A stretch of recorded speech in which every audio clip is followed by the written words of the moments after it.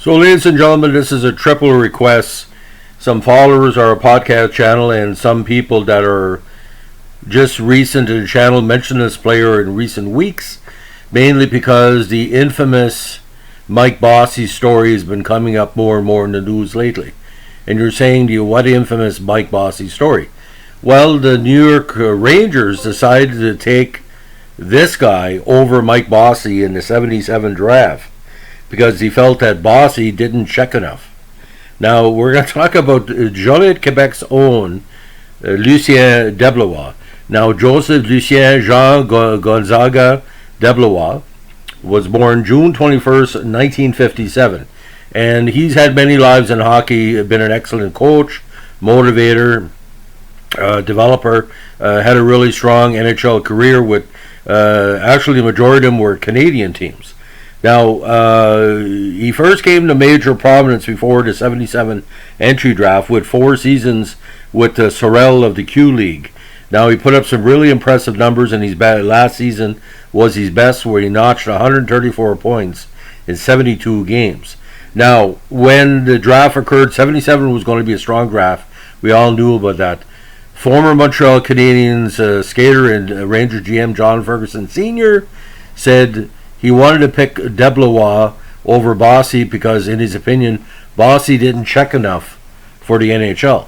And boys, ladies and gentlemen, you know what happened next. Multiple Stanley Cups, possibly the best scorer of the 1980s, and yada, yada, yada. Anyway, but we're talking about Lucien DeBlois here, not the bad selection. That's like comparing 6 oranges to 12. They're all the same oranges, but why would you pick 6 when you get 12? You should put all your oranges in one basket. Anyway, let's not talk anymore about that.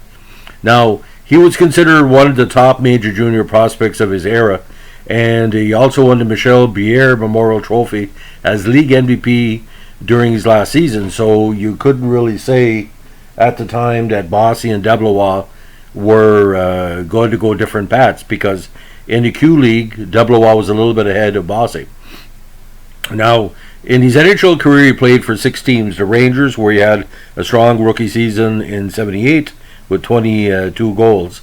And the Colorado Rockies, where he ended up in 1980 scoring actually 2 consecutive 20-goal seasons. He then ended up in Winnipeg, where he put up totals of 27, and 34 goals. Now, he then found himself with the Montreal Canadiens, and he was mentoring Patrick Roy in the 86 season, and the Cup run that year. I think having DeBlois in the lineup to motivate the younger players paid off a lot. Even though he didn't score any points in the playoffs, his presence was more than welcome. Now, he found himself back with the Rangers the next season, mostly as a defensive forward, then on to the Nordiques, and then to the Leafs, and back to the Jets. So, I mean, he never burned these bridges. He was always an in-demand player. Now, DeBlois also captained the Jets for 2 seasons and was an assistant for Montreal, New York, and Winnipeg. Now, he also scored his 200th NHL goal in 87 against his former team, the Habs. Now, after his playing career, he started off in retirement as a broadcaster for RDS. He later became an amateur scout for the Nordiques and was also added to a 6-man coaching roster on Pierre Pagé with the same team in the spring of 93, which included beside himself Andre Savard, Don Jackson, Jacques Cloutier, Clément Jodoin, who I met before, nice guy, and of course DeBlois.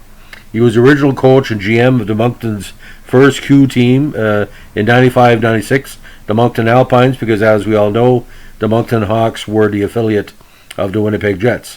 Now, DeBlois later became an assistant coach with the Kansas City Blades of the IHL for 2 seasons. Now, following his stint in the IHL, he was hired as a professional scout for the Mighty Ducks of Anaheim from 98 to 2005, and later worked as a scout for the Vancouver Canucks up to 2016.